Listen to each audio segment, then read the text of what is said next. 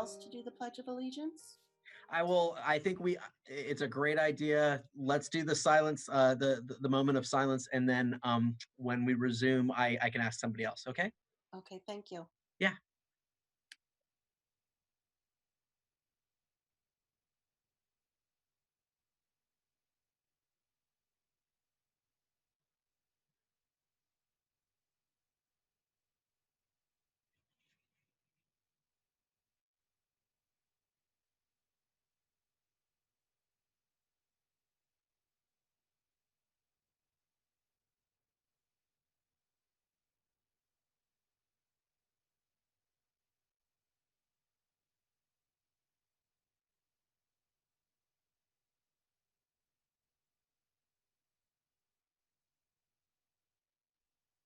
I'm done. I just wanted to, recognize that George Floyd has a 6-year-old daughter also who's in the public school system.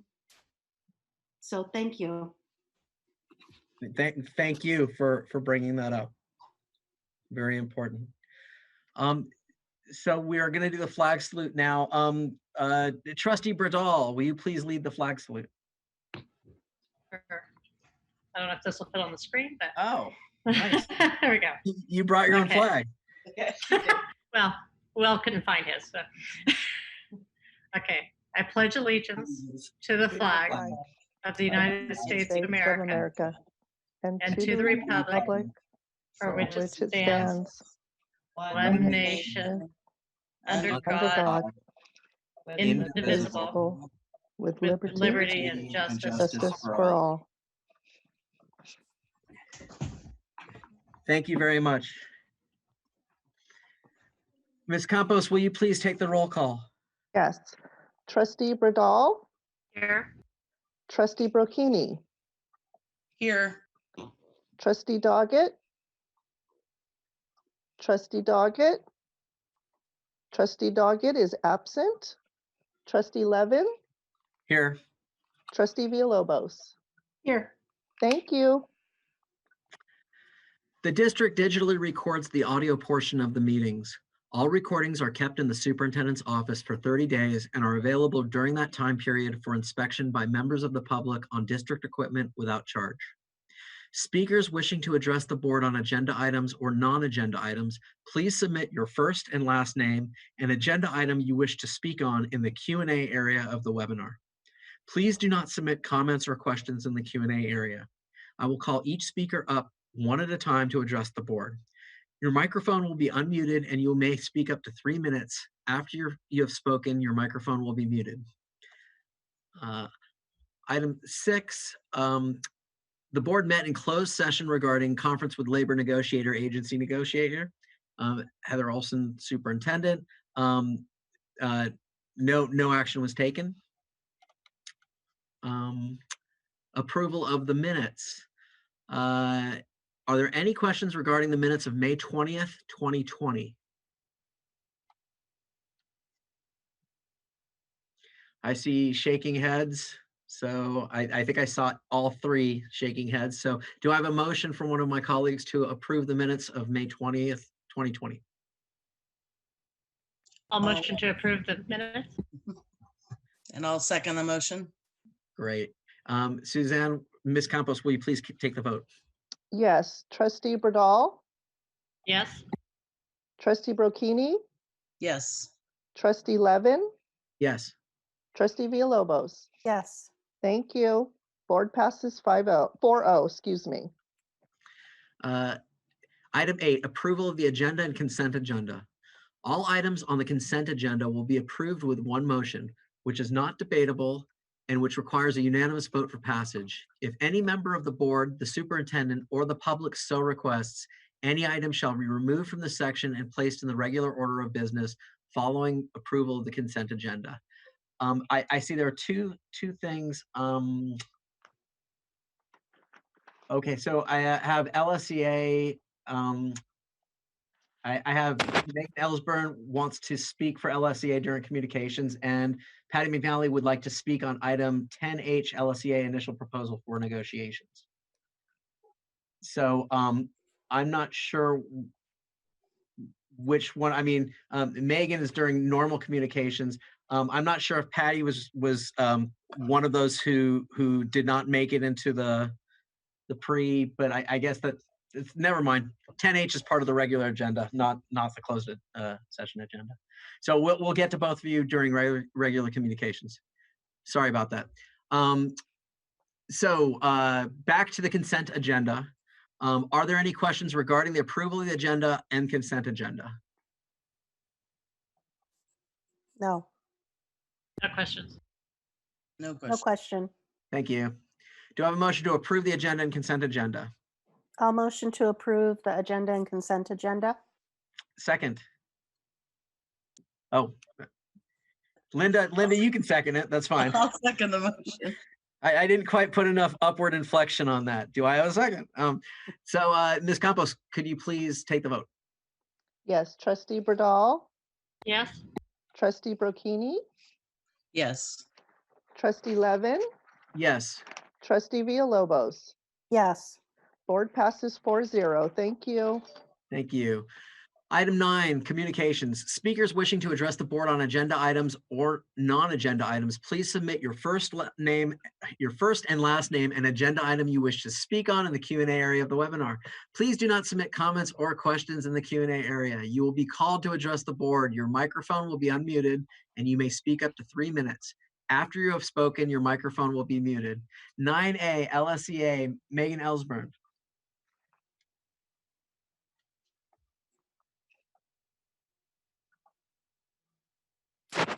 Sorry about that. Hello?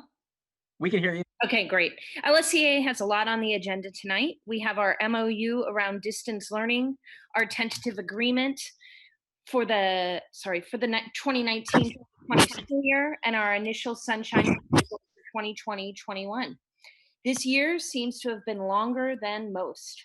LSCA is feeling positive about the teamwork within our membership and strengthening our relationships with leaders in the district.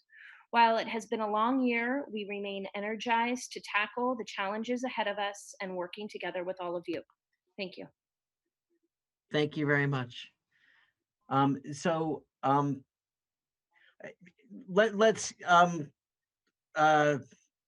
Let's hear from. I guess I want to just combine it. So Patty, I guess you're next, please. Excuse me, Or could I say something? of course. That item has to wait until after the tentative agreement has been approved. Oh, okay. Thank you. Sorry about that. Thanks for keeping me on track here. So And next, Okay, perfect. You got it. next we're going to hear from Jerry, CSEA. Hi, I too, Megan just spoke a lot of what I wanted to talk about, that I too feel that what we have just seen since March 16th was amazing teamwork. Usually a team is 2 parties, but here we had 3, the administration, LSEA, and CSEA. I was extremely proud of my membership, how they stepped up. They had no way of knowing where they were going, but they were there. And even today, they continue to be present. And I just couldn't be more proud of this group, but of all 3 units. Thank you. Thanks so much. We have Patrick Sayers from Pacifica School Volunteers. Hello, everybody. Can you hear me? Yeah. Great. As many of you know, Pacifica School Volunteers canceled the Think Bridge Summer Camp 2020 because of the outfall from COVID-19. Our board of directors believed the health risk to our campers, staff, and families was much too great, even though the cancellation meant a significant financial impact to PSV. Before the cancellation, the district helped prepare our MOU for Think Bridge Camp, and there were a few people that were really important to getting that together, and we just wanted to thank the Pacifica School Board and district staff for all their help with that. Right now, PSV is preparing for the new school year. As we learn more about what the new school year will look like, We will continue to work with the district to provide qualified volunteers as needed. Thank you. Thanks so much. Okay, if that is it for people wishing to address the board, we are going to move on to item 9D, correspondence. And who would like to start? Oh, well, sorry. That correspondence is, it's you, Superintendent Olson, yes?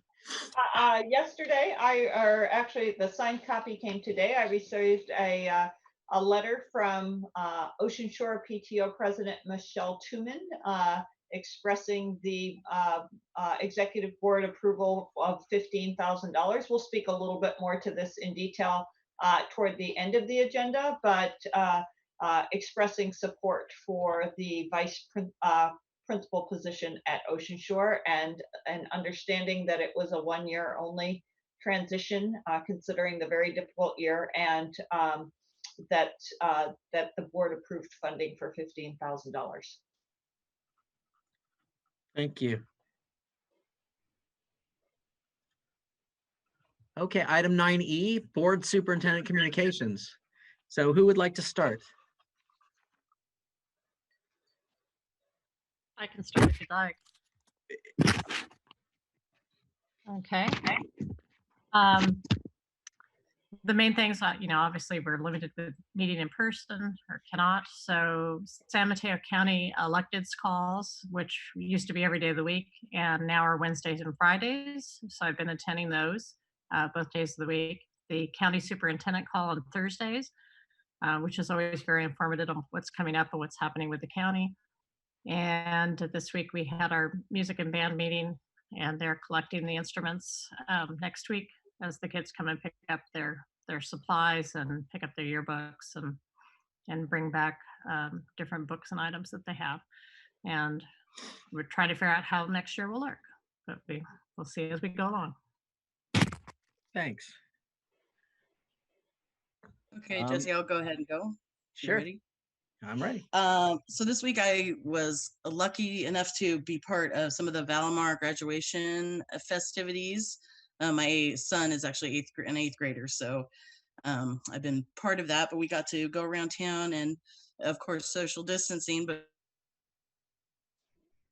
pass out the graduation signs for all the eighth graders. And then on yesterday, we got to have a social distance photo shoot in front of the school, which was really exciting and fun for the kids. So that was great. And then one thing I wanted to mention with the county calls I've also been on, that Elizabeth has been on, it's just a reminder that we are still in a shelter in place in our county, and we should be maintaining a 6-foot distance and wearing masks when out and near people. So I just want to mention that, and that's it for today. Thank you. Thanks so much. Laverne, you want to go next, or do you want me to go next? Sure. I've been doing a lot of the webinars, so I'll just go through some of them. The CSBA open board meeting webinar, which took place on May 1st. May 6th, special meeting work study. May 22nd, the San Mateo County Office of Ed. That one was on the budget. Then June 1st, Lozano Smith had a webinar on collective bargaining, negotiations, and the budget. And also, I listened in on Tony Thurman's press conference about implicit bias in the classroom. And this was centered around George Floyd and racism. And our state superintendent is looking for our input on racial justice in our classrooms. And he also made an email called createracialjustice@gmail.com.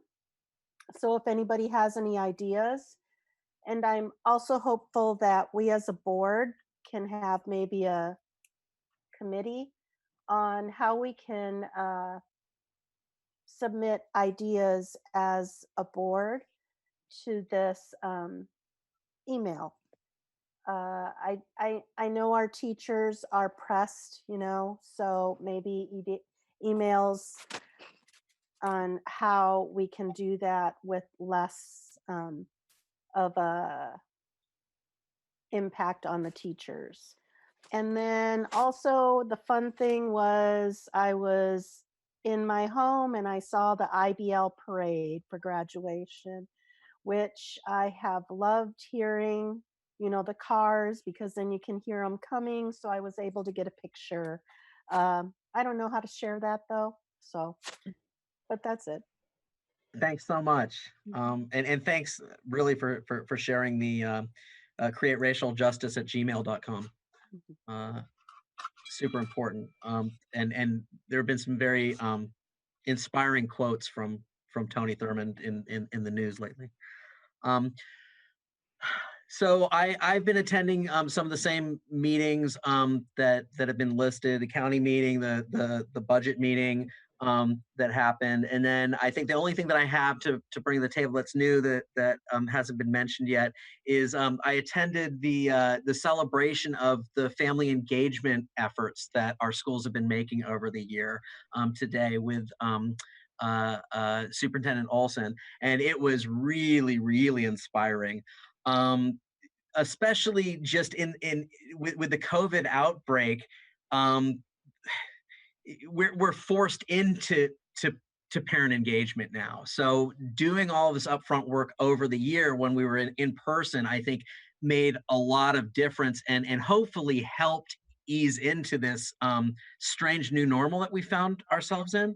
And there was just a lot of talk. I mean, really interesting things that each of the different schools did. And I think that the schools were also learning from each other quite a bit about different strategies that they took. So I was really inspired. I'm glad that I made time for that. But that's about it. That's all I have. I'll go quickly, is that we're starting to slow down our principal meetings. They're a little too busy to be meeting with us every single day, but if I can put a shout out to another group of folks, I'm very proud of the work that CSEA and LSEA employees are doing, but honestly, I also think that maybe not having received enough recognition for keeping the boat going, keeping the boat floating is our principals. They've done a phenomenal job, and from dropping things off, making sure kids had Chromebooks, to almost anything in terms of helping teachers get the technology up and running. And so I just want to recognize them at this moment. I was very proud of the work around family engagement, and when we build our platform for the return to school, we get to pick what it looks like. And I think I will ask you when we meet on the 24th of June, what are the kind of core tenets that we're going to go to when we pick this? There are obviously going to be a number of constraints, and I'll talk about this a little bit later, but I think we do have to think about what are going to be our foundational pieces. And as I sat there today and listened to the 6 school sites in LMEC's preschool, I couldn't have been more proud how they made very specific plans for what their schools needed and what was the best way to do that for their school. So that was inspiring. I continue to be inspired every day by the work our employees are doing, and I look forward to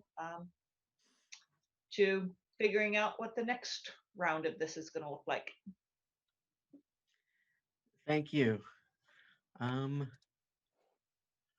So we're at item 10, district goals. The district values the goals provided in our local control accountability plan, LCAP, and strategic plan. All of our district board agenda items are tied to these goals. One or more goals are listed in the description of each board agenda item.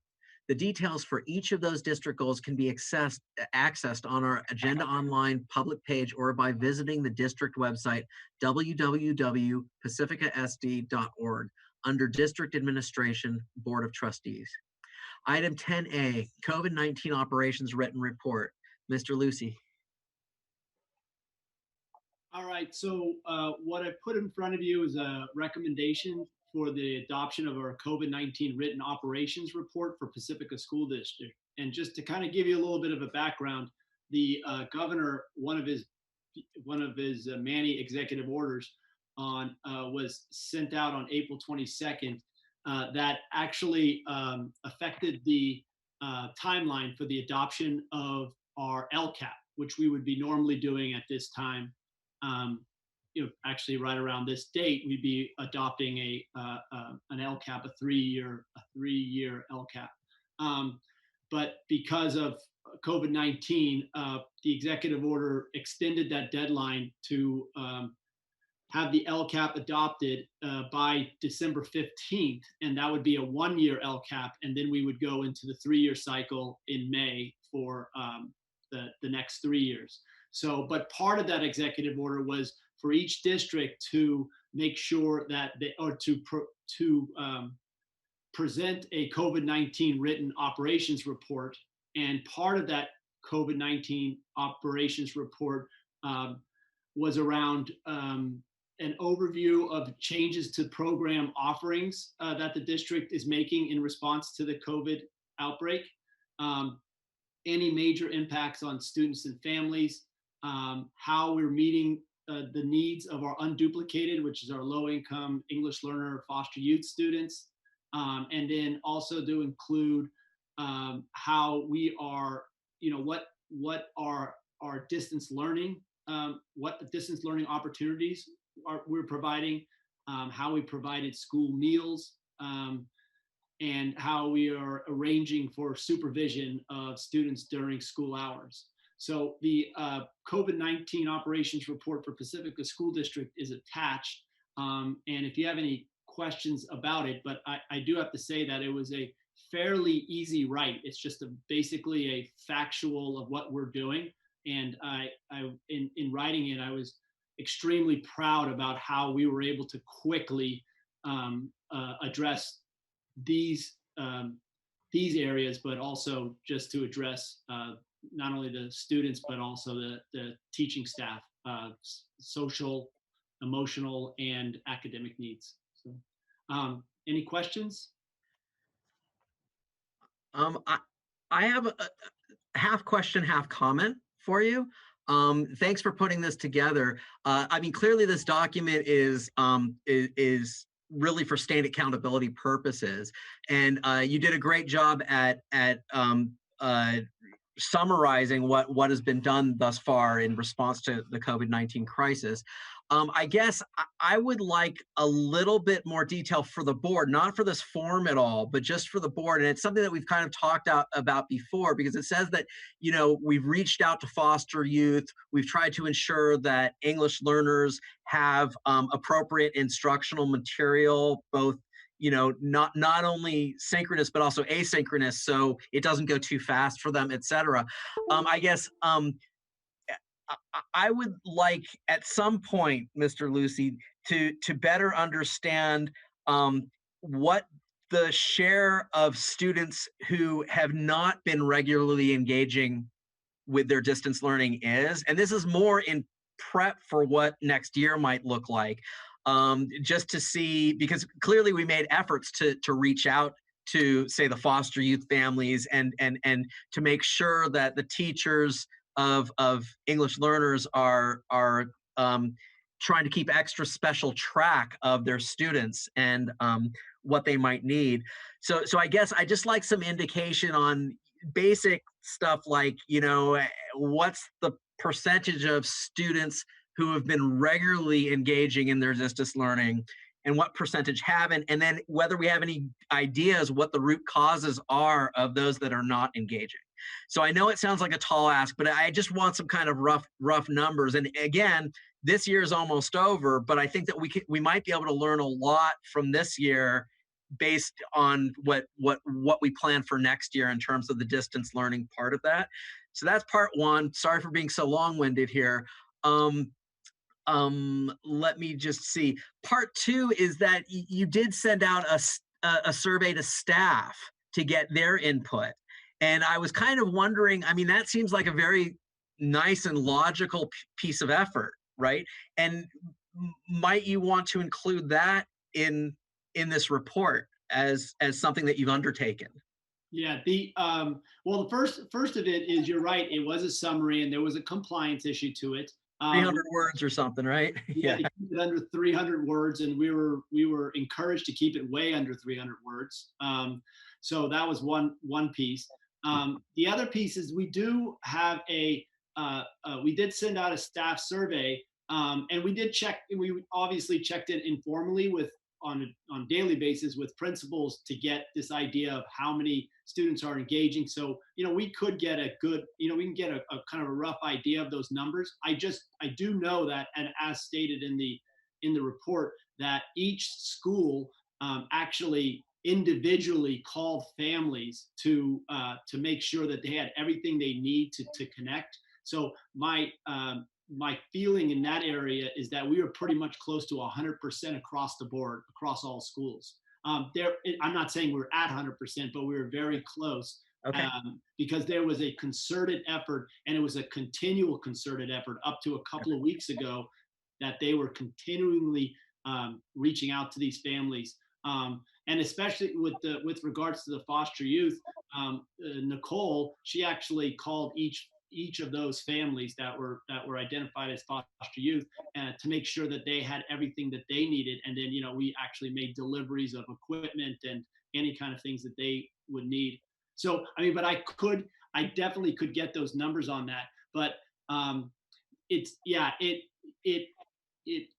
it was a summary, so I didn't really get into those details. But I could come back with what you need in that area. Yeah, I guess I'm more interested. It sounds like you had sort of 100% outreach, and you made contact with virtually all the families. That's what it sounds like. Or the teachers have a handle on virtually all their students. I guess I want to know about the next step about.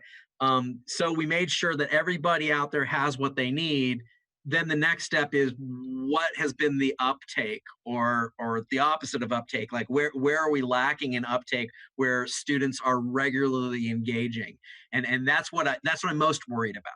Okay. Yeah. So also I meant to mention that too, is that we are sending a survey out, a second staff survey. We already sent a first one about the tools and the platforms to the staff, and about what they felt was important in preparation for what we want to provide next for the next school year. What are platforms and tools that are very, very important, and so we want to be able to prioritize that. But we were going to send this second survey out. It should go out either Monday or Tuesday, but early next week, and it's more about with regards to the well-being, and then also what they feel they need, what they feel was missing as far as how they can be more successful in student engagement and student participation along those lines. So that second survey will really tell us a lot, and in fact help us as we move towards our working groups to prepare for next school year.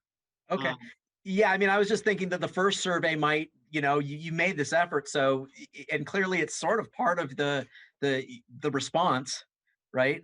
So you might as well take credit for it in this accountability if you wanted to put in a sentence in the form, right? Yeah. Somewhere. Okay. But it's up to you. I leave it up to you. Yeah.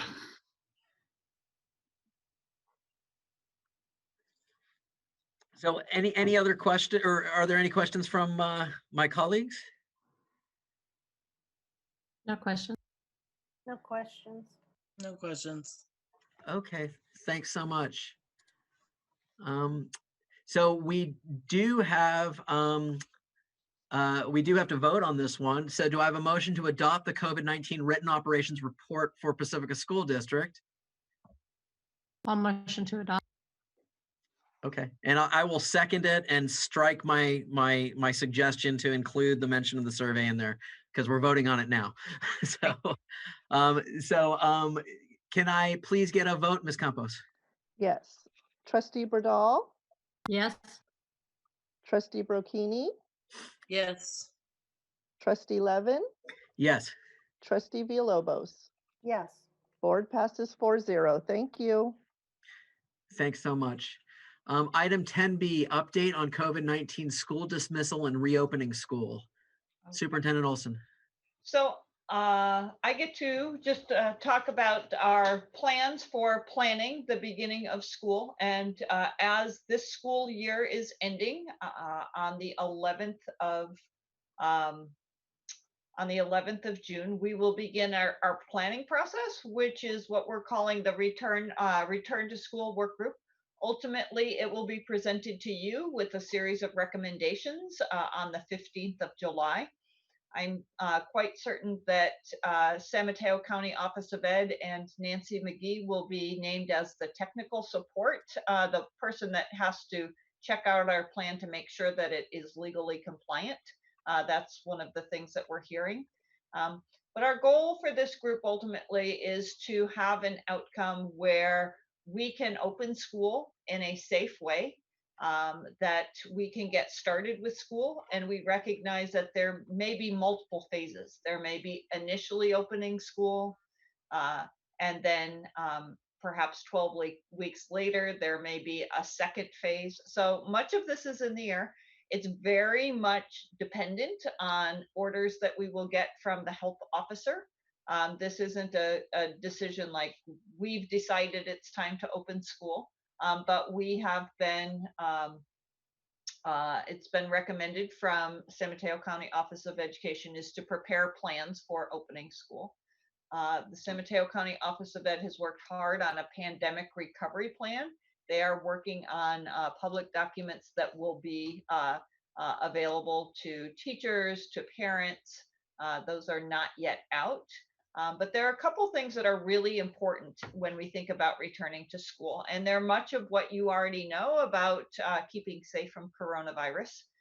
One is, and basically it gets referred to as 4 pillars. And what they're finding out now is the physical distancing, 6 feet between human beings is the ideal situation. So there's physical distancing. There's wearing face masks, which doesn't protect the person, but it protects others. But if everyone wears a mask, we're all a little bit safer. Hand washing, and the 4th one being making sure that people don't come to school ill. And so those will be the tenets on which this is based. There will be some pretty significant cleaning of the schools and sanitizing. And so just to tell you a bit about the process of moving forward is that CSEA and LSEA presidents were correct, is that we are working collaboratively on this. And one of the ways that we do this is that I have voluntary staff meetings on Friday mornings and Friday afternoons during the summer. I'm only going to host them on Friday mornings. I'm expecting not everyone's going to want to be up on Friday morning at 8:30 to hear from the superintendent. But that is just one way to kind of keep connected. I present the information that I know at that time, and the group has gotten pretty good at understanding that you may say one thing and then next week it may change. So they're holding on to that challenge of ambiguity pretty well. It's really nice to check in with the staff once a week and to see what's on their mind. More and more, there are some fears about coming back and coming back safely. And because there are so many unknown things, lots of questions around what will the cleaning look like? What will the sanitizing look like? And I know I don't know those answers now, but I know that through SNGSIG and the County Office of Ed, we will be directed on use these products, clean these rooms like this, make sure that the bathrooms are sanitized regularly, that there's, maybe there'll be a cleaning or sanitization during the day, like midday. We will more or less probably, instead of using hallways, use our back door when that's applicable. We'll keep our doors and windows open. So I'm just kind of talking about like the picture of what it could look like. When I talk about how that plan is going to be developed, is that we are working with the principals and CSEA and LSEA around identifying some staff members that will be able to put this together. And so it'll be about 10 CSEA employees, and the challenge for that is spreading it across the different work groups. Custodians, library media aides, a library media techs, child nutrition services. They play a very big role in our distance learning, and they're going to play a very big role in our return to school. School custodians are going to play a very big role.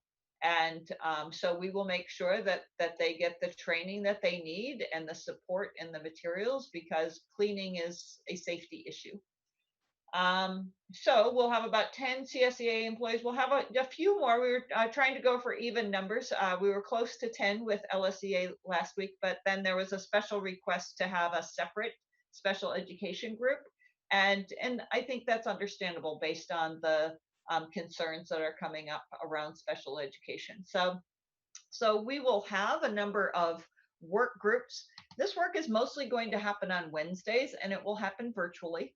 And so it probably will start with, this is just a proposal, but start with a whole group setting. And initially we will learn about what are the tenets of the framework. They're based on science. And so what it is, so that we understand it. And many times in this process, like when we first started, they weren't advocating for the use of masks. You don't need masks, or you only need a mask if you're in the store. And now in San Francisco, you wear the mask if you're within a minibus length of any human being. And so things change like that. So just kind of a whole group meeting to set the context or the way that we're going. Each of the groups will be led by an administrator. Maybe, like, for example, if we think about the special ed group, Julie Tarango will chair that one. Will chair the instruction one. And then we'll have two groups each day, an A group and a B group.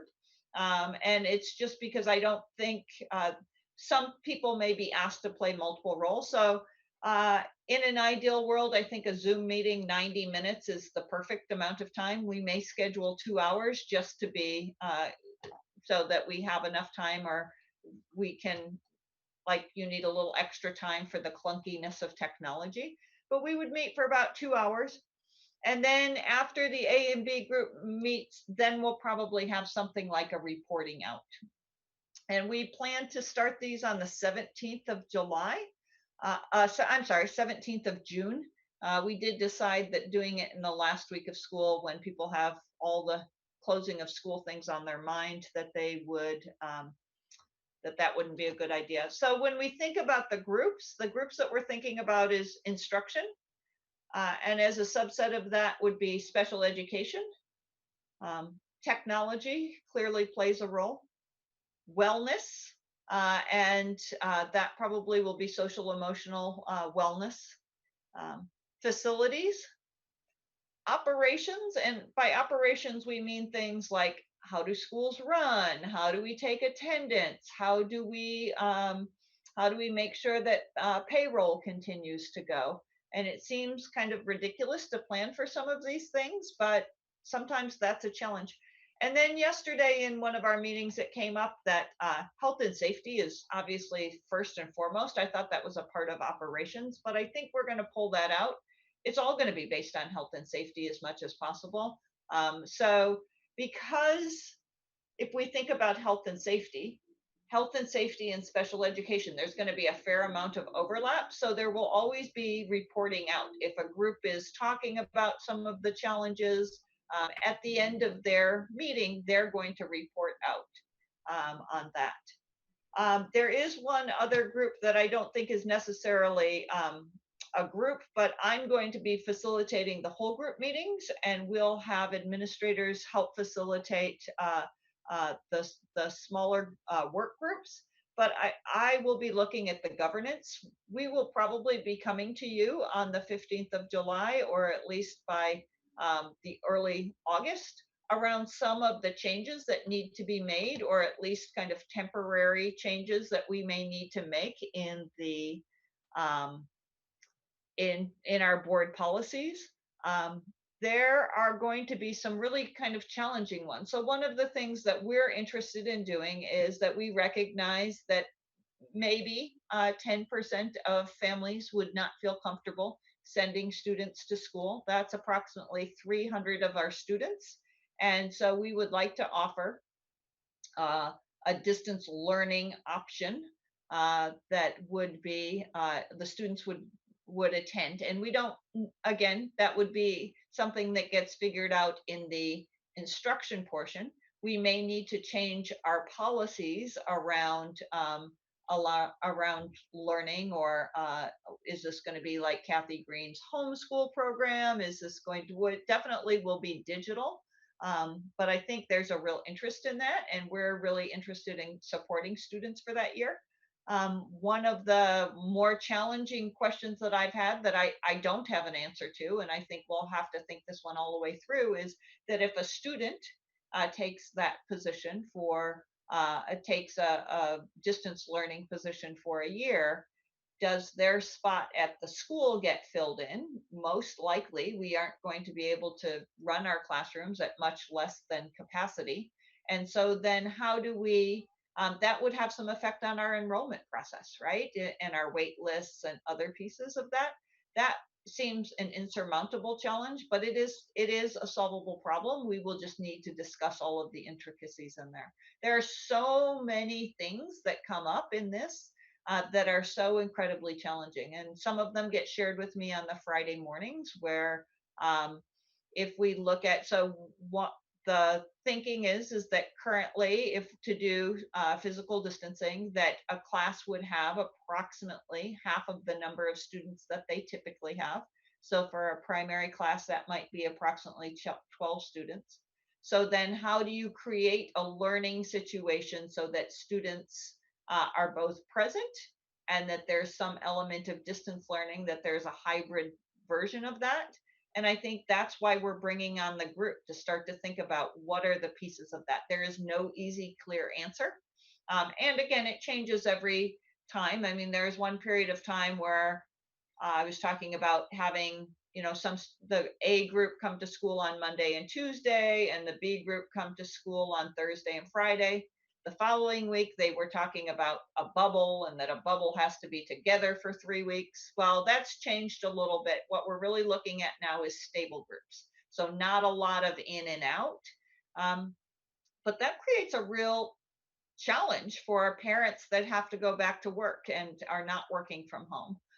Or that creates a real challenge for our own employees. I know it causes great stress in our employees around how can I be doing that when, I think we overlook the role that schools play in society. And I know that a number of people have said to me, even of adult children, is, I really always felt better when I knew my kids were in school. And so that is going to be one of our challenges around how to do that. And I think what I feel good about is, as we identify the team, and we need people that are going to create or build the next rendition of what school looks like, or at least for this period of time. And it can't be about trying to preserve or trying to go back to what we formerly thought school was. And, there have been some benefits from distance learning, and we certainly have learned how quickly we can move to a digital platform, and we've learned what some of those advantages are. One of the advantages that I've talked about is communication, and being able to communicate with all staff and have a free-flowing discussion. I also talked about how that's not necessarily available to all of our staff members that don't have a Chromebook that's available to them, that don't have a camera and a microphone. So we're going to try to remedy that, because we're not going to be meeting in groups of 10, more than 10, right? So we think about planning. We're putting the dates for back to school night on our calendar, but it will be virtual. We'll probably be in virtual board meetings for some period of time in this period of time. So what I feel good about is that we're going to have a good team. We're going to work on trying to solve some of these problems together. They're hard. Like I don't know all of the answers. And if it were any one person, there would be what's called decision fatigue. No one person can be an expert in all of these areas. And so we feel great about that. We're still working on developing those teams and making sure that gets in. overall, as we get all of the candidates in for that team, what we want to do is look over that list, make sure that we have kind of even representation from each of the schools, even from the grade levels, and then just kind of fill in any holes where we should need. We are going to pay people their hourly for attending the meeting, so there will be a cost associated with that. Back of the napkin thinking was it's probably will be between probably about $8,000, although we just added a couple other participants and I haven't calculated that. So somewhere between $8,000 and $10,000 in terms of the hourly. I don't think that's overwhelming, and I don't know, like, once we're done with the July 15th, then it's about how do we take that back to our sites. It's going to be different at each of the schools. They still have to go from the district framework, but at Cabrillo, they use these bathrooms. At, Ocean Shore, they're going to use these bathrooms. So it is going to be the single hardest thing that I think we have done, with the exception of any kind of loss of life. That's always just, as a school district, something that's very, very difficult to deal with. But from a logistic and educational perspective, this will take all of us trying to figure it out. We are going to communicate as much as we possibly can. What we said with the staff is that we're going to get a Google Classroom set up for the summer. We'll still have our Friday morning meetings, but also be putting any information that would be interesting and open enough to share with teachers at that time. We also will do a summary for parents on our website just to kind of keep them updated. Never before, so typically, if we didn't have the dates for everything and we didn't know exactly all of the things for the start of school, this would be, we would think that we're doing something wrong. And what's difficult and challenging is that all of the pieces aren't in place yet. And we will need a health order from the public health officer around opening school back up. That's not yet in place. I feel good about our plan. And we will bring you some answers and try to keep you updated along the way. We don't want to just bring it all to you at one time, but just recognize it will take a couple of weeks to get up and running in terms of getting the information decided. So what questions do you have? Did I hear you say that July 15 is the goal for the plan to be done by? Yes, I think that's the county office would like that, the public health officer, but we also coincidentally have a board meeting that day. And so that's where we'll bring it to you we'll bring you some recommendations and your input and approval. But I think it wouldn't be smart to wait until the week before to share that with you. When we get information and looks like it's going one way, we'll share that, just like we're going to do with our Google Classroom with teachers. As it develops, we'll bring that forward. And each one of those parts affects another part. And so we think about, okay, what's this distance learning year-long program look like? That affects enrollment. That could affect, school class size, which ultimately affects our daily attendance and our revenues. And so so many different moving parts. Okay, so the plan is to feed us information kind of as it becomes available. Correct. And you're expecting us to vote on this on July 15th. Or not? I think that would be an ideal situation. We won't have that much to share with you on June 24th. So yes, I wouldn't want to put you in an uncomfortable spot around voting on things that you feel like you don't have the information on. But I also think for families that need to make decisions around how they're going to do school, we really can't do it later than July 15th. Yeah, totally understood. Okay, thanks. This is it's a mammoth task. So thank you so much for putting together a plan and for all the hard work I know you're going to be doing on it. My one question for you is whether there's going to be any cross-pollination between districts and whether the county has tried to facilitate any of that. That is, we have 20 some odd districts in the county that are all have to do this, and we might be able to leverage the collective effort a little bit. So I'm not sure if you've thought about that, but it might be worth thinking about. Let me tell you what we know so far. So just like we've met with the principals nearly every day. When we first started, we superintendents met with Nancy McGee every day, and now it's Monday and Thursday. And there are some districts that are a little bit further along in developing their plan. We are going to watch closely Jefferson Union High School District, because if they go with an AB pattern, we would like our families to be on a similar AB pattern so that they could do that. Comprehensive middle schools and high schools are much more challenging than elementary schools. Like that's, we will help and support IBL, but they may have a few more people on their site team in terms of figuring that out. But there are a couple of the high school districts, Sequoia and San Mateo Union High School District are starting to get some thoughts around how to do that. And I just haven't had time to share that with Dan. But it comes down to what they're essentially doing is looking at moving to a quarter system, and students would take 3 classes per quarter instead of a typical 6. It just would be their courses would, instead of having an hour in every course, they'd have 2 hours in every course. And so there's less movement, there's less interaction. We obviously, when it comes time to an approval for this, we'll share all of this information with you. But so that's how the high schools are doing that. And then the North County schools are starting to talk. So there's really a nice learning community amongst the superintendents and figuring some of the things out, kind of copying when appropriate, and then making adjustments. So we're not starting fresh.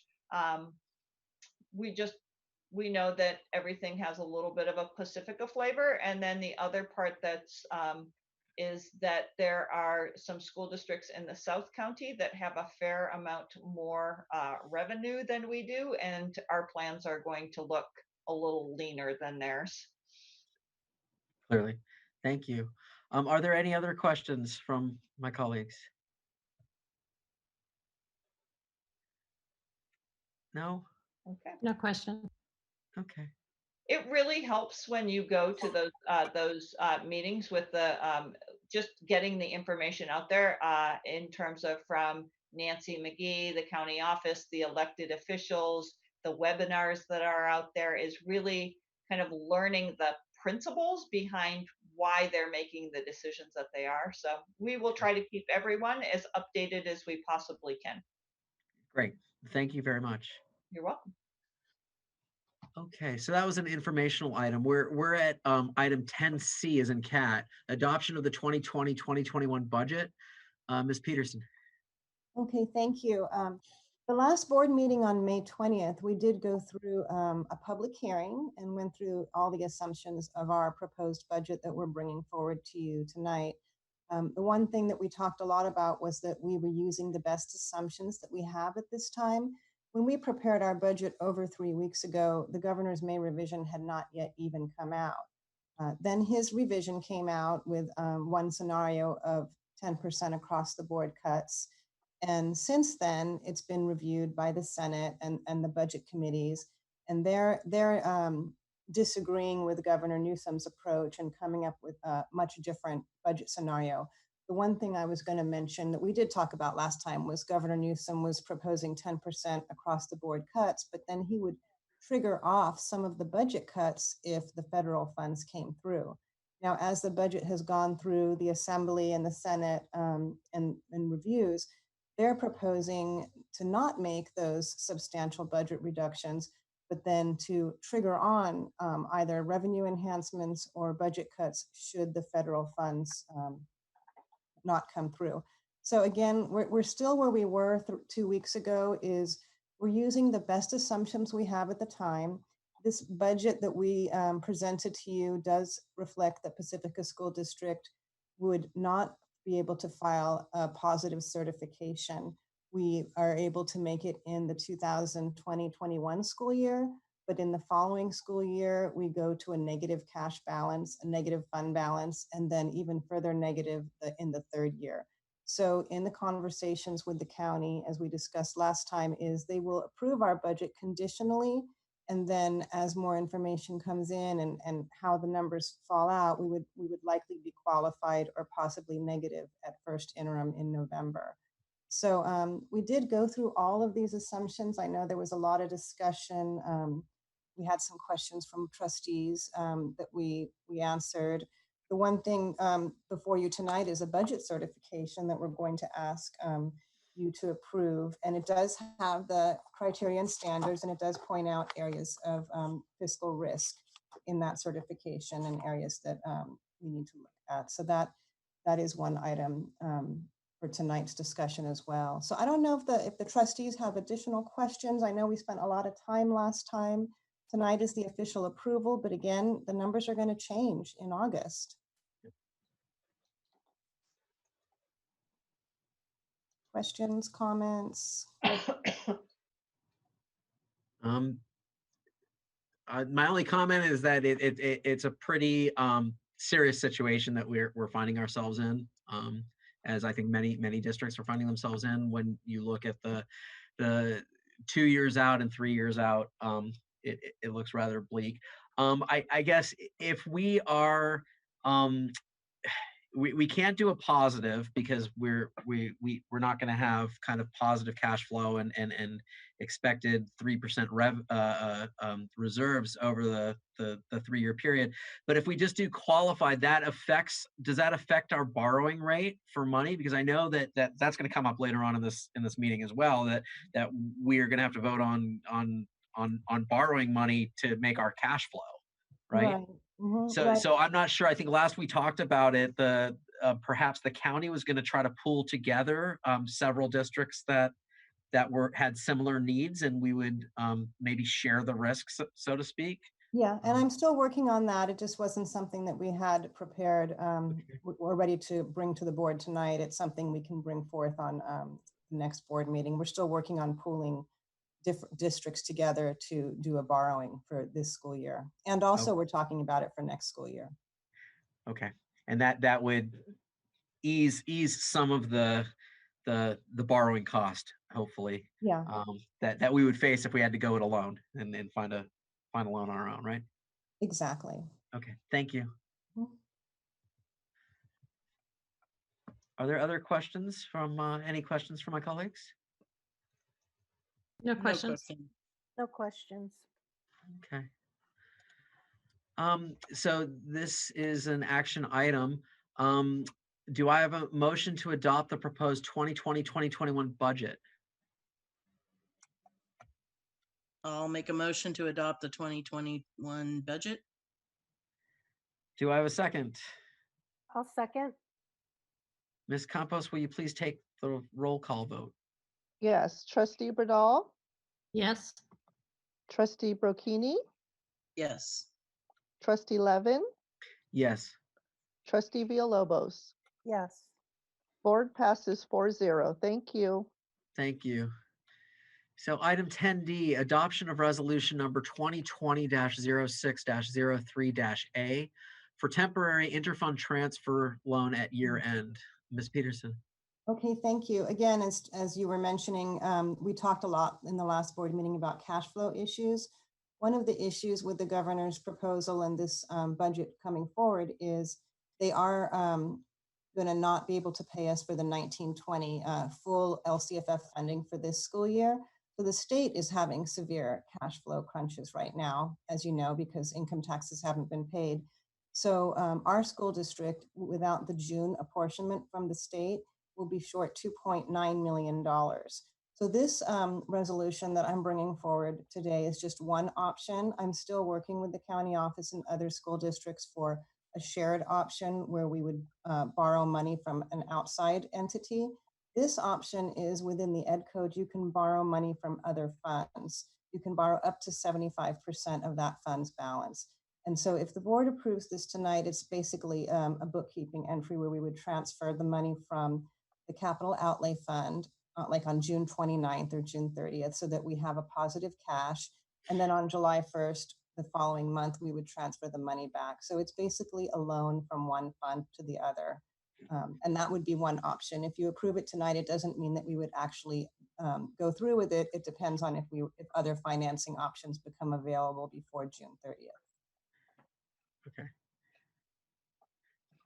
But my understanding is this is just a stopgap measure anyway. You'd still have to replenish whatever you borrowed from the internal fund. Exactly. Well, the state said they wouldn't pay us the June apportionment until July. So hopefully they pay us the $2.9 million July 1st. Yeah. Okay, any discussion, any questions on this item?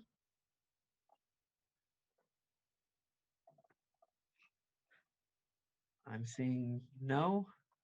No. So No. Ms. Bradal, I assume it's no for you. Oh, Is that no correct? questions. Okay, thanks. So do I have a motion to approve, to adopt resolution 2020-06-03-A for temporary interfund transfer loan at year end? I'll motion to motion. approve. Okay, I'll second. Oh, you got it. Okay. Ms. Campos, will you please take the vote? Yes, can I get clarity on the motion and the second, please? I think it was Ms. Bradal was the first and Ms. Villalobos was the second. Thank you. Okay, the vote. Trustee Bradal, please. Yes. Trustee Brocchini, Yes. Trustee Levin, Yes. and Trustee Villalobos. Yes. Board passes 4-0. Thank you. Thank you very much. Item 10E, public disclosure of collective bargaining agreement. Ms. Peterson. Okay, thank you. This is another action item. Anytime, this is based on Assembly Bill 1200, which governs the fiscal health of school districts. Anytime that you're going to make any type of employee settlements or any kind of pay raises or payouts, we do need to make a public disclosure. And it is all attached. There's several documents attached. One of the documents is the actual public disclosure.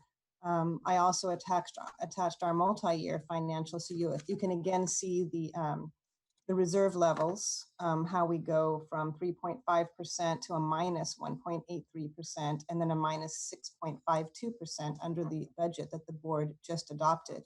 So this disclosure does include in the budget the proposal to pay employees a $400 one-time stipend based on FTE. It's somewhat of a COVID-19 stipend, and the attachment does describe under this with a few pages of the disclosure, it does describe the stipend, and it describes the budget before the stipend and after the stipend and how it affects the budget.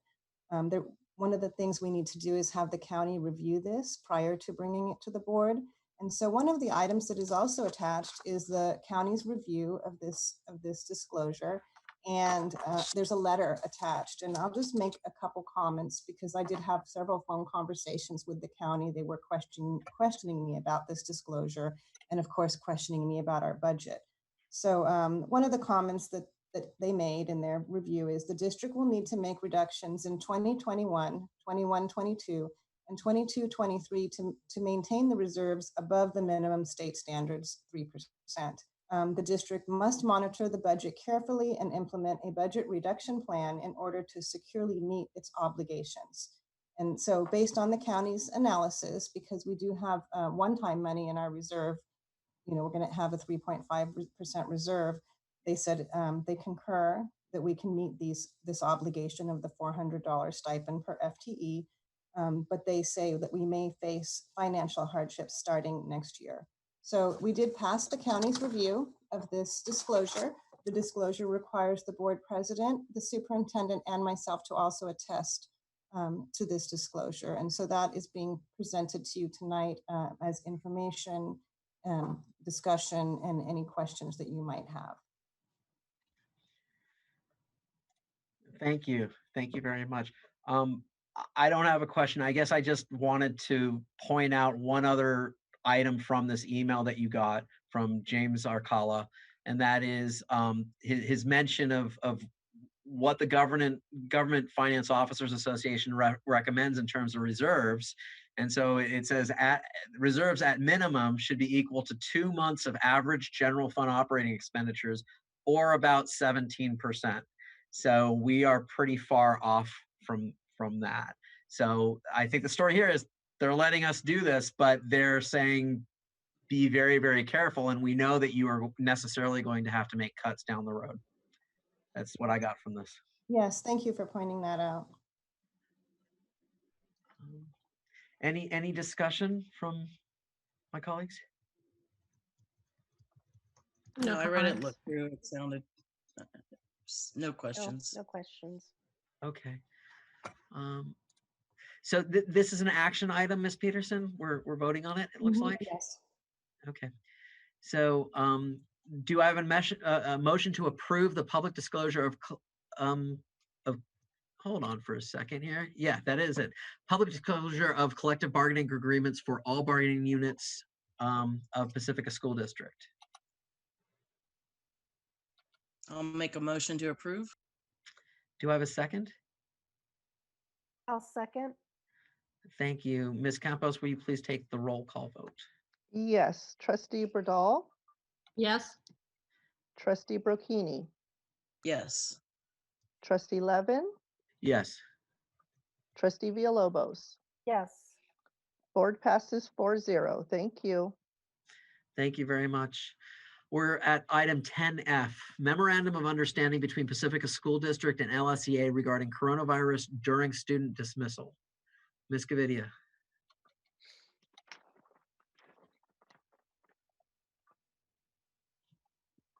We can't hear you.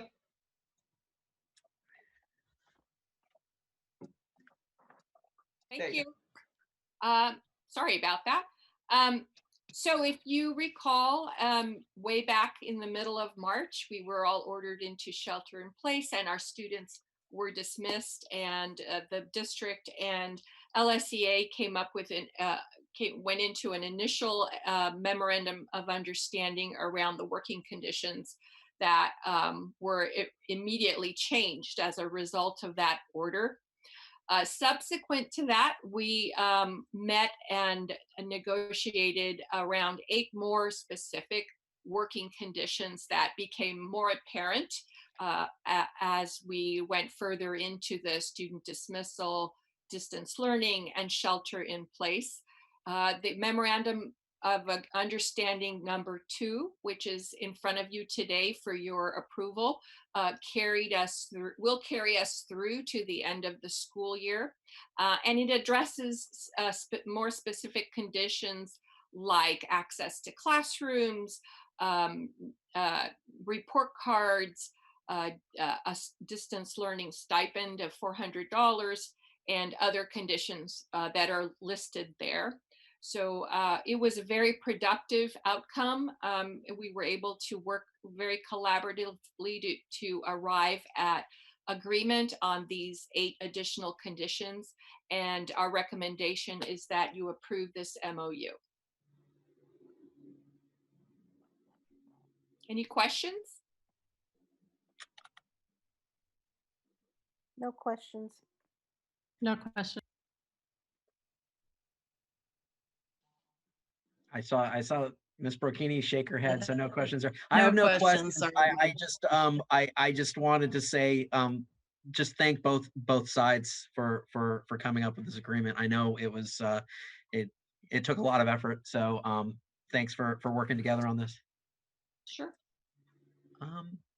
So it is an action item. Action item, yes. So do I have a motion to approve the tentative agreement between Pacifica School District and oh, I'm sorry, I was reading the wrong one. Do I have a motion to approve the Memorandum of Understanding, MOU 2, between the district and LSEA regarding working conditions during the coronavirus student dismissal period? A motion to approve. Okay, I will I'll second. Oh, Oh, never mind, Jesse, go ahead. I think I beat you on that one. Can you please take a vote, Ms. Campos? Yes. Trustee Bradall, Yes. Trustee Brocchini, Yes. Trustee Levin, Yes. and Trustee Villalobos. Yes. Board passes 4-0. Thank you. Thanks so much. Item 10G, tentative agreement between Pacifica School District and LSEA for the 2019-2020 school year. Ms. Gavidia. Yes, so we have brought forward to you today also a tentative agreement that was reached between the Pacifica School District and our partners LSEA, dated May 20th. This, again, another effort in the spirit of collaboration to bring this negotiations year to a close when once we were faced with a whole new set of circumstances following the shelter in place. So generally, the tentative agreement includes that with regard to compensation, that we remain status quo.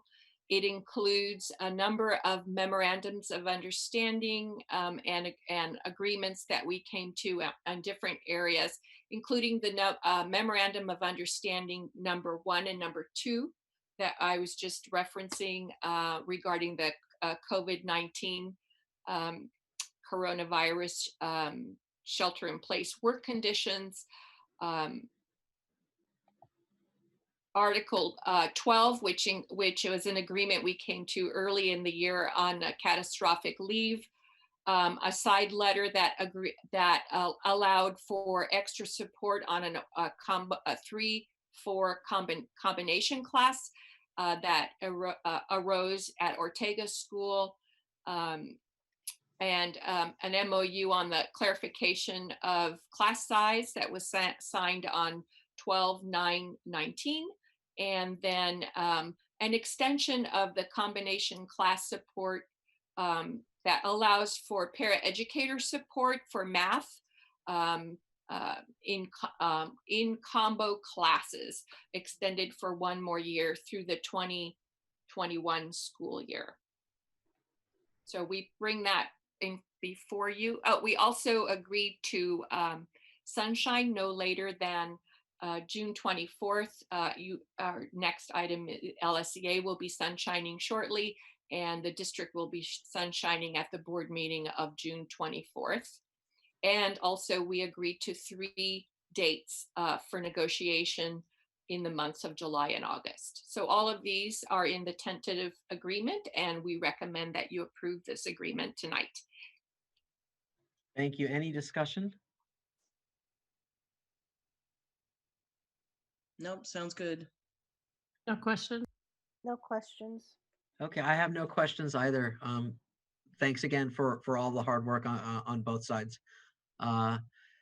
You know what? I'm going to motion to approve the tentative agreement between the Pacifica School District and Laguna Salada Education Association, LSEA, dated May 20th, 2020. Do I have a second? I'll second. Ms. Campos, will you take the vote, please? Yes. Trustee Bradall, Yes. Trustee Brocchini, Yes. Trustee Levin, Yes. and Trustee Villalobos. Yes. Board passes 4-0. Thank you. Okay, thank you. So now we have item 10H, LSEA initial proposal for negotiations 2020-2021. And we do have Patty McNally who wanted to speak. So I'm happy to let her speak. She's been waiting a long time, so happy to let her speak at this moment. Okay, good evening. Patty McNally, Ocean Shore School, LSEA Bargaining Team Co-Chair. Tonight I'm here to present to the board LSEA's initial proposal for the 2021 school year contract. This initial proposal, which we fondly call a sunshine, is the first step in returning to negotiations process for the year. Today I thought about what the term sunshine meant to me as negotiations team member. And I guess the first thing that came to mind was that this year's agreement could bring a little sunshine to our bargaining unit. Of course, the first ray we think about is total compensation, but there's more to it. Other rays consist of building a strong team with shared core values, respect, communication, honesty, and trust. If there is something positive that has surfaced from this terrible virus that has separated us from our students and the staff we love, it is that through Heather's leadership and guidance, we have started to rebuild those important rays of sunshine. LSEA felt strongly about getting back to the table this summer to focus on strengthening those rays of sunshine and to work with the district to prepare a healthy and safe path for all students and staff to come back to the place they want to be, our schools. Thank you. Thank you very much. So Ms. Gavidia, I give you the floor. For the sunshine items for LSEA? Yes, we're on 10H. Yes, well, they would be presenting those themselves. Oh, okay. So we need a representative from LSEA to come up and present. Will, could you pull it up off the agenda for us, please?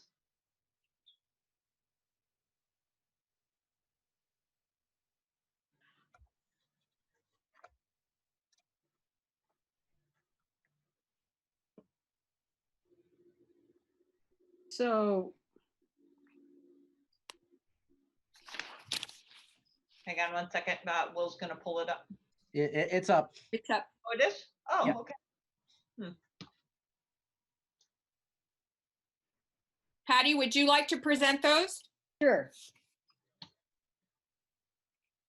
So you all have a copy of the initial proposal. And so I can read it to you if you'd like, or if you want me to go over it just generally. The following articles are mutually agreed upon, and that's calendar and compensation. That every year is always an automatic reopener. And just so you know, the full contract is up this year. And so we are pointing out certain articles that we would like to start with and focus on. The first one is Article 3, Association Rights. LSEA has an interest due to the COVID-19 pandemic to have this article open for discussion during this time in addressing unit members' needs. Article 8, Hours. LSEA has interest in Article 8 due to the time we know our unit members are devoting to putting students first during the uncertain time of COVID-19. Article 11, Class Size. LSEA has an interest in discussing class size limits. Article 12, Leaves. LSEA has an interest in discussing the conditions for leaves and days and usage. Article 15, Safety Conditions of Employment. LSEA has an interest to be sure that unit members' safety and our students' safety is a #1 priority for the Pacifica School District, especially during this COVID-19 pandemic. Article 22, Retirement and Early Retirement. LSEA has an interest in discussing Article 22 to benefit the interest of our members as well as the Pacifica School District. Thank you. Thanks, Patty. Thank you very much. So I'm going to move us along to item 10I, Memorandum of Understanding between Pacifica School District and Jefferson Union High School District to share Spanish teacher 2020-2021. Mr. Lucy. Yes, this is an agreement between the Jefferson Union High School District to improve the existing Spanish program at Ingrid B. Lacey by providing an opportunity for the 8th graders to enroll in a high school level Spanish program. The MOU states that the Jefferson Union High School District will provide the Spanish teacher on a 20% basis equal to 1 period a day. Within the 2021 school year. This will be funded through Ingrid B. Lacey's existing staff allocation. And those who successfully complete the Spanish 1 program will be able to enroll in Spanish 2 their freshman year of high school. Where this is different is now students in the existing program, students who completed the program successfully in 8th grade, they were required to take a Spanish placement test, and then the Spanish placement test would determine their placement freshman year in Spanish. So that's a bit of a difference. So what I put before you is this recommendation to approve this memorandum of understanding between Pacifica School District and the Jefferson Union High School District to share the services of a Spanish teacher. Thank you. Any questions? I have a question. Yes. Well, how many students moved on to the Spanish 2 in high school last year? Okay, yeah, and you're referencing the, so they moved from being an 8th grader in 1819 to in 1920 being in the Spanish program. Exactly. Four students from IBL are currently enrolled in Spanish 2 as freshmen during the 1920 school year. And how much does that actually cost IBL to have 20%? It's within their FTE, but it's around, I mean, this is an estimate, it's around 20,000. Okay. And Thank that's total compensation. That's just not salary, that's total compensation. That's the total cost. Do you know if the classes have been full at IBL? Well, in 1920, in this present year, we have 15 total 8th graders in the program this year. In 1819, there were 27 total. So I mean, again, some students chose not to go into Spanish 2, I would assume, but we know that from those 27, 4 are enrolled this year in Spanish 2. The intent is by offering a rigorous high school program is that there will be more 8th grade students that are interested in being in that elective. But they also have the option of taking Spanish 2 later, not necessarily their freshman year. They could take it there. They have room to move that around and maybe do it their sophomore year. Oh, meaning if they took it as a 8th grader, they took Spanish 1 as an 8th grader. Could they take Spanish 2 as a sophomore? Actually, I hadn't explored that.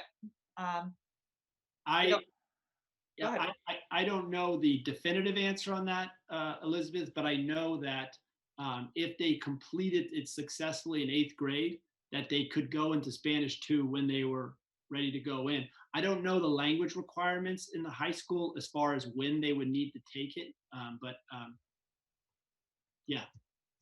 But any exposure to the language at that level would be beneficial to all 27 of them. Yeah. Yeah. Yeah, I think even if they don't choose to go on to Spanish 2, there's still utility in that to at least explore a year of a language. I guess the only thing that's a little strange is that they were much closer to capacity in the 18-19 year as opposed to the current year, right? It went from like 27 down to, what do you say, 17 or 15? 15. Okay, that's kind of interesting. So there are ebbs and flows. It's not, it does, we only have 2 years of data here, but it seems like there may have been a shock this year. I just want to bring up something. I don't at all want to take away Spanish from IBL.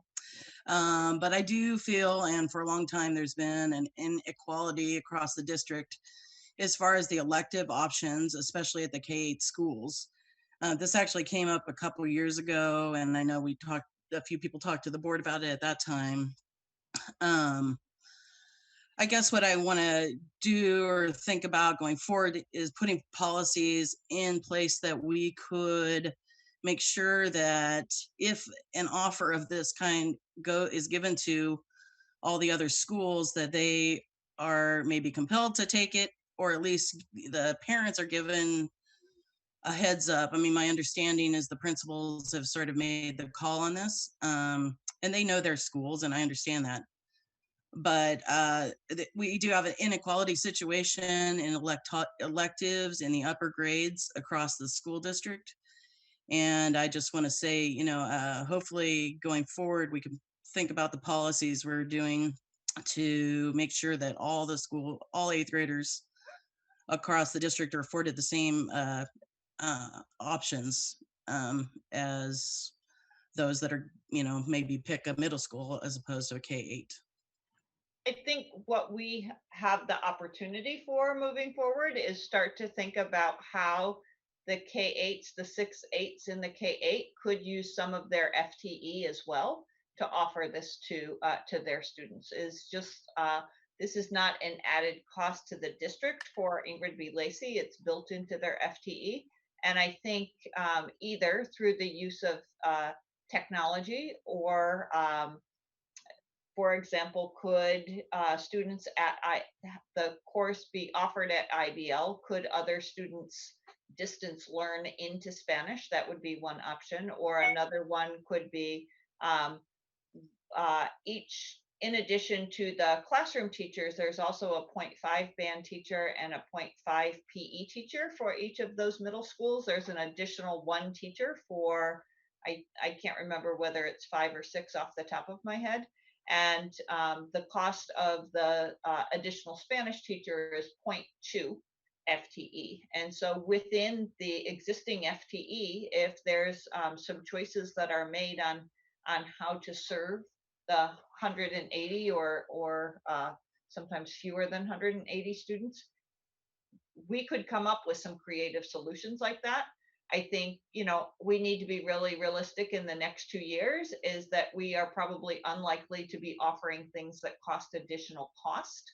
But if we can do it within the cost structures that we have, I would invite people to be a part of that. I don't know that we could have made the change. And right now we're too late with Jefferson Union High School District. We're really up against the wire in terms of this agreement, but that opportunity is there. You have to just look at changing your current program to be able to support that. Just to give some of the history, it's taken years to get it to this point and to get an agreement with Jefferson Union High School to accept, if they qualify for the Spanish 1, to take them into Spanish 2. It's something we've been working on for at least 4 years that I can remember. So it's kind of a pilot program. And then I think actually with the distance learning right now, I was thinking that might be an opportunity for some of the other junior high age kids at the K-8 schools to maybe participate. That wasn't a thought of option before. So I think the distance learning would work for them to a large degree with language. But Linda, to your point is that I can work with the principals of the K-8 schools next year to start to examine what their programs are structured and what would be, kind of maximizing the benefit to their students. Recognizing that if you choose something, you have to have less of something else is kind of a cost neutral situation. Thank you. You're welcome. So moving us along here, do I have a motion to approve the memorandum of understanding between Pacifica School District and the Jefferson Union High School District to share services of a Spanish teacher? I'll motion to approve. Do I have a second? I'll second. Ms. Campos, could you please take the vote? Yes. Trustee Bernal. Yes. Trustee Brocchini. Yes. Trustee Levin. Yes. And Trustee Villalobos. Yes. Board passes 4-0. Thank you. Thank you so much. Item 10J, Digital Advisors Contract for High-Level Network Design. Mr. Lucy. Okay, so what I put in front of you is a recommendation for board approval for a digital advisor contract for a high-level network design for the amount of $58,345. Just a little background on this is that we've been doing a lot with regards to our IT restructuring, but part of that is looking forward to the future and how we can have more of a sustainable technology department and network. And this has become a lot more important due to the increased use of technology, and with the idea that we will probably be in a reality where that we'll have more devices and There's a couple of things that are coming to a head. Our operating systems within our network are phasing out, or are, what do you call them? They're ending their run. So there needed to be some work with regards to our network, and we're working with digital advisors to provide this blueprint that can be utilized in defining kind of a roadmap and a bill of materials within the design that can be shared with potential vendors, so that they have direction that supports a more sustainable future with that's specific to Pacifica School District. Thank you. My only question here is, can you just clarify the 58,345, would that be coming out of bond money? Yeah, that'll be part of the Measure O bond funds, yes. Okay, thank you. Any other questions or a discussion for Mr. Lucy? No questions. No question.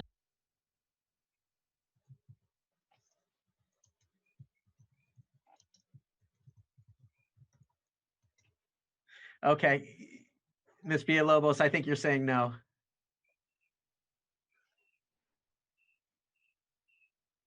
Yeah, I got you. Thank you. So do I have a motion to approve the digital advisor's contract for high-level network design for $58,345? I'll make a motion to approve. Okay, I will second that. And Ms. Campos, can you please take the vote? Yes, trustee Bradall, Yes. trustee Brocchini, Yes. trustee Levin, Yes. trustee Villalobos. Yes. Board passes 4-0. Thank you. Thank you. Okay, item 10K, adoption of resolution number 2020-0603B, delegating to the superintendent of the chief business official authority to act for the district as property owner for the purpose of filing development permit applications and related documents with the city of Pacifica. Ms. Peterson. Okay, thank you. This again is an action item. As you know, we've been working on the workforce housing project for Odstad. And although the board has delegated authority to the superintendent or designee for, there is a delegation of authority, that is a general delegation of authority. And so the city of Pacifica, in filing the permit application, asked for a specific delegation of authority. And so we prepared this document for you tonight, and it really delegates us the authority to be able to sign the application for the city permit or other documents associated with filing that application with the city of Pacifica. Thank you. I have no questions. This is a very straightforward one for me. No questions. No questions. No questions. Okay. Do I have a motion to approve resolution 2020-06-03-B, delegating to the superintendent or the chief business official authority to act for the district as property owner for the purpose of filing development permit applications and related documents with the city of Pacifica? I'll motion to approve. Do I have a second? I'll second the motion. Who wants it? You can have it, Vern. Oh, second. Okay. Ms. Campos, will you please take the vote? Yes, trustee Bradall, Yes. trustee Brocchini, Yes. trustee Levin, Yes. trustee Villalobos. Yes. Board passes 4-0. Thank you. Thank you. Item 10L. Oh, sorry, it's 10, yeah, 10L. Resolution number 2020-06-03-C, classified layoffs as a result of lack of work and or lack of funds. Ms. Gavidia. Yes, thank you. So if you recall a few items back when we were discussing all the MOUs attached to the tentative agreement, one of them was around this item, which is the attachment of a paraprofessional for 1 hour to a day to every combo class throughout the district. So consequently, when a combo class goes away for whatever reason, shift of enrollment or change in class size, we're required then to lay off that individual. So this is what occurs here. At Valley Mart, we have gone down from 3 combo classes to 2. And so that results in the layoff of 1 hour in a classified personnel. Thank you very much. I have no questions. Do my colleagues have any questions? No questions. No questions. I just had a question, if a combo class was going away, and it's a case, so I have no questions. Thank you. So do I have a motion to approve resolution number 2020-06-03-C, a reduction in a classified position for lack of work and or lack of funds effective June 30th, 2020? I'll motion to approve it. Do I have a second? I'll second. Ms. Campos, please take the vote. Trustee Bradall, Yes. Trustee Brocchini, Yes. Trustee Levin, Yes. Trustee Villalobos. Yes. Board passes 4-0. Thank you. Thank you. We are getting close to the end. Item 10M, as in Mary, approval of a 0.5 FTE vice principal for guidance and learning. Ms. Gavidia.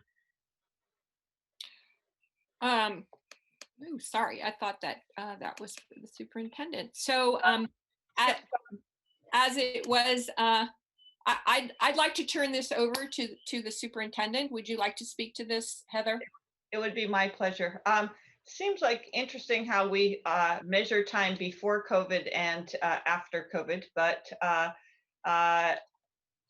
as has been presented by members of the community, is that Ocean Shores had a very difficult year with their flood on January 16th, and I am happy to report that there's tomorrow, Josie and the team are doing a walkthrough of the school to check the punch list and make sure that all of the things are done, but the school is now done, and so I'm happy to report that. But they've, in addition to the flood, the transition of their principal, Julie Tarango Carrillo, who will be joining us at the district office on July 1st. And then on March 11th, we as a board, as a part of our budget reductions, eliminated the position of vice principal of guidance and learning, as well as the assistant principal for both Valamar and Cabrillo. And so shortly before we went on shelter in place, I met with a group of teachers that were concerned about that loss and asked, is there any way that we could figure out a solution to keep that position for 1 year? There were also a fair amount of parent interest in supporting that. And so through some creative problem solving, using some site SIPSA funds, each site gets funds to design their programs in the way that they see fit. And so with $15,000 of SIPSA funds and $15,000 of a donation from the PTO and $45,000 from the district, which would be moving resources from having a site-based counselor, which the other 2 K-8 schools have, and instead filling it with a half-time vice principal position. So what I would recommend to you is an approval. We believe that this is a one-time only. And the letter that I received from the PTO president is that they also understand that this is a one-time, 1 year only accommodation to allow for the transition year to their new principal in the Ocean Shore community. I absolutely know that we picked the right principal for that school that's going to carry on Ocean Shore's long legacy of being a community-based parent involvement school. But we also recognize the many challenges that were in front of them. And I think that this is a very reasonable ask. And I think it also is shared. It was created by groups of both teachers and the PTO president, and I think there's a shared responsibility. So I would ask you to approve the position. We are not approving a person for that. We have to approve first the position, and then it would be filled in the January 24th meeting. So by the person who used to occupy that position. So right now, we're just only asking the Board of Trustees to approve the position of the 0.5 FTE vice principal. Okay, thank you very much. I think you said January 24th, but you probably meant June I 24th. meant June 24th. Yes, I see the years are really long. Yeah, okay. Just wanted to make sure there. And a very long year. Thank you. So I invite discussion from my colleagues on the board. No comment. No real discussion. I believe it's a cost neutral situation. So we had a lot of discussion about it before, and it's probably they could use the help. I agree that there was a lot of discussion before this. I'm also just concerned about the equity, and that we as a board already agreed to in the March 11th meeting, I think it was, to take away the position of the vice principals.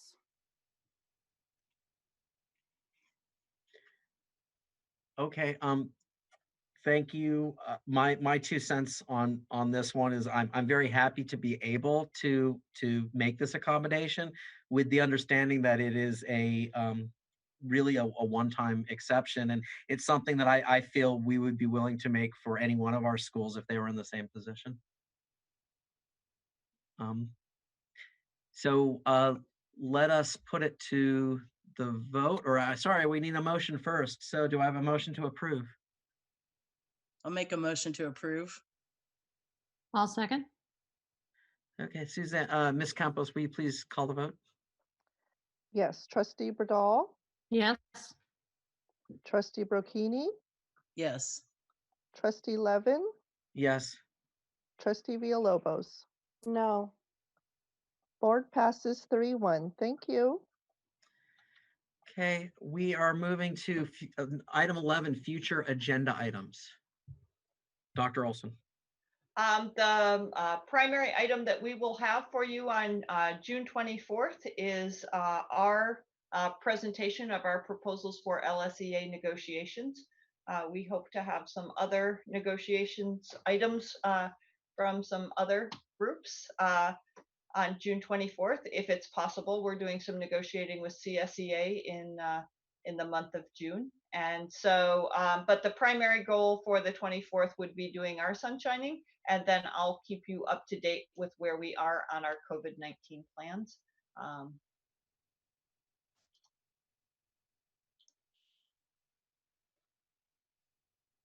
Okay, any discussion? Is there any, anybody have any other future agenda items that they would like to get on paper? Yeah, I'd actually like to, I'd like an update on Measure O and where we're at with the project manager. And then maybe any plans on moving forward on any projects over the summer as far as tier 1 or tier 2. So that's what I like. Thank you. Okay, I think I'm just going to bring up something I brought up earlier on. It would be nice to have some sort of indication of those metrics on distance learning. That is, most importantly, what percentage of students were not regularly engaging in distance learning, and in particular, our targeted student populations, our unduplicated populations, that is, those who are socioeconomically disadvantaged and foster youth and or EL.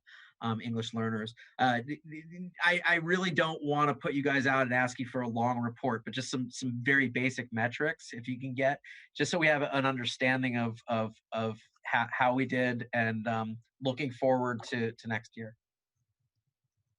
Okay. And I would like to request, usually I do this towards the end of the year, Will, our suspension rates on the African American, Native American, foster youth, and in light of everything that's going on, a possible discussion on how we can address our institutional racism. and invite parents along with that, and teachers and staff.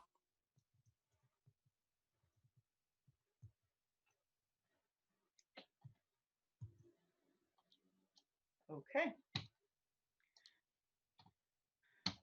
All right, so I think that just about does it. I want to thank everybody, the board, the staff, all of the participants for spending their time with us. We're going to end. I'm going to give you back 12 minutes to your, well, even more than 12 minutes. We were supposed to adjourn at 9:10. We're 22 whole minutes back to your night. All right. Thanks so much for attending. Great. Thank you. Adjournment at 8:48. Bye-bye. Thank you.